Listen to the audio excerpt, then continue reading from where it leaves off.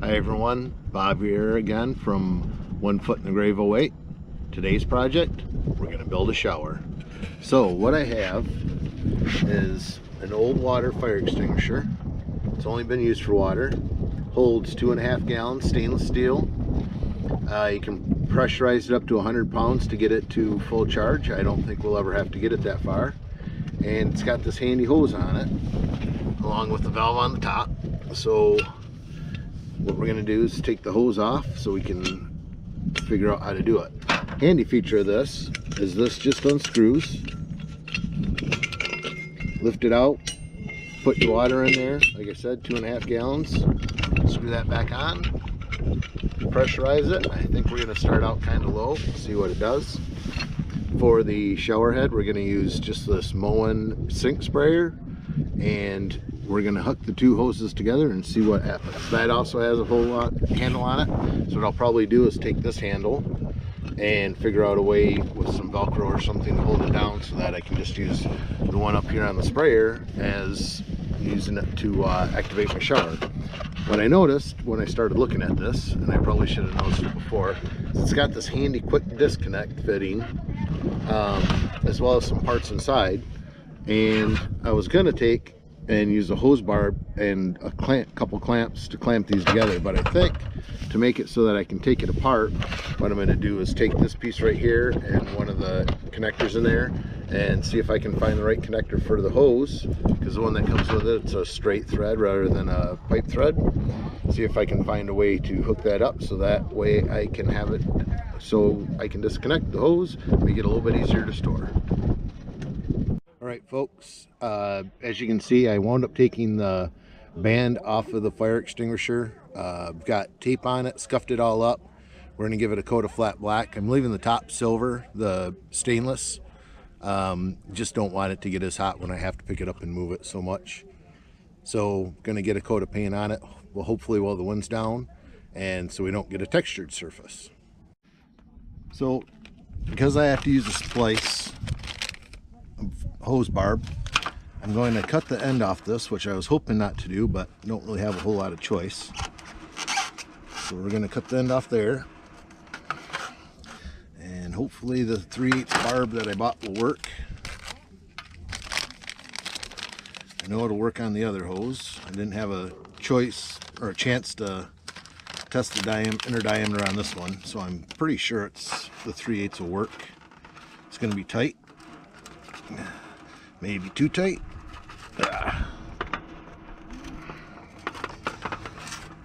It's definitely not going to come out, that's for sure. Not going to have to worry about that. Let's see if we can figure out a way to get that pushed down in there. So I'm going to have to use a pair of pliers to kind of work this in. It's going in, it's not going to come back out. Really highly doubt that no matter what pressure we use is it going to leak. See if we can get it in there a little bit further. Might have to put the hose in a little bit of hot water to get it pliable enough to get in there. We'll see.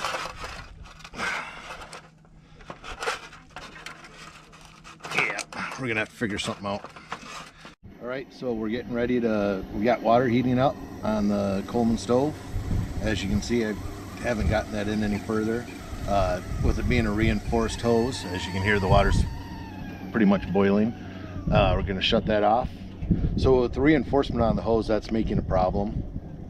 So hopefully by heating it up a little bit, we'll be able to get that barb fitting in there a little bit further. So our water's hot. We're going to try pouring a little bit over this, trying to get it heated up. Hopefully it'll do the job. Trying to use as little water as I can just to save it out here.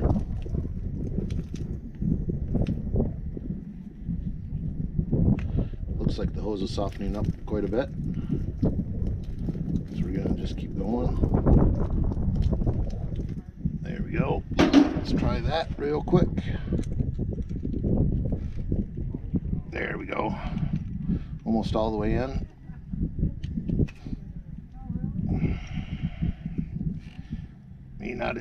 May have heated up a little bit too far back because it's trying to twist in my hand. But we're about 90% of the way in, so I think we might just call that good. Oh, there we go. Now we're all the way in. So we got the barb in on our reinforced hose. We're going to put it in on the fire hose, or the fire extinguisher hose.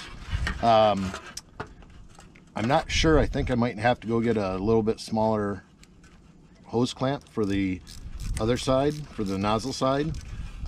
We may wind up cutting some distance off this hose too. This is right now, it's just kind of a proof of concept. I like to come up with an idea of something, try it out, and if it works out, then I'll do it up a little bit better. So we get both these hose clamps tightened down. We'll have to wait for the fire extinguisher to finish drying. We got 3 coats of paint on it right now, flat black. We're going to try for one more. Figure I've got the can, might as well use it. So as soon as that's dry, we'll put this together. We'll put some water in it. I'm not going to put a full 2 gallons, and then we'll pressurize it. Probably start out at about 10 pounds, maybe 20 pounds, we'll see. And we're going to go from there. I'm trying to think of a way that I can use the mount that comes with it as a way to hold the hose while I'm taking a shower. Like I said, we may wind up cutting this hose off up here just so we have a little bit way to do it. The other thing is I can take the band that was on it. It's got this clip right here. I think that'll fit in there fairly well, so I can actually just hang it up, so when I'm showering I have some place to put the nozzle where it's not going to just be laying in the dirt and in the water and mud or whatever kicks up. So we're going to think on that a little bit. We'll get it figured out and go from there. Okay, so because the air compressor is a little loud, I went ahead and put it all back together and filled it up to about 20 pounds. Give it a test. You got to push down on here. That charges this hose, and there we go. I think that'll work awesome as a shower. 20 pounds seems to be pretty good. I'm sure that if I left this out in the sun for a while, it'll get good and warm. Got a little bit of a leak around the gasket up top here, but I got gasket material to fix that. So there you go. Got the shower all done. Now we just got to figure out how we're going to do a shower enclosure so nobody has to see me butt naked.